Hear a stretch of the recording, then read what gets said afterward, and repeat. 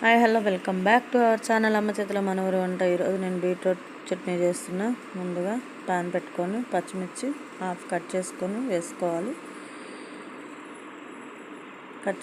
వేసుకొని ఆయిల్ వేసి వేయించుకొని అవి కొంచెం వేగిన తర్వాత ముందుగా కట్ చేసుకున్న బీట్రూట్ వేసుకోవాలి.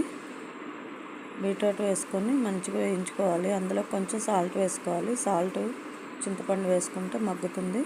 ఇప్పుడు మిక్సీ జార్ తీసుకొని అందులోకి వెల్లుల్లి, జీలకర్ర, ఉప్పు అన్నీ వేసుకోవాలి.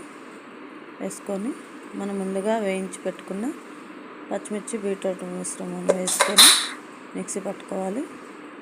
మిక్సీ పట్టుకొని పోపు దినుసులు ప్యాన్ పెట్టుకొని ఆయిల్ వేసి పోపు దినుసులు, కరివేపాకు, దంచిన వెల్లుల్లి అన్నీ వేసుకొని ఒకసారి కలుపుకొని మనం ముందుగా మిక్సీ పట్టుకున్న చట్నీ అందులో వేసుకొని చేసుకుంటే బీట్రూట్ చట్నీ రెడీ.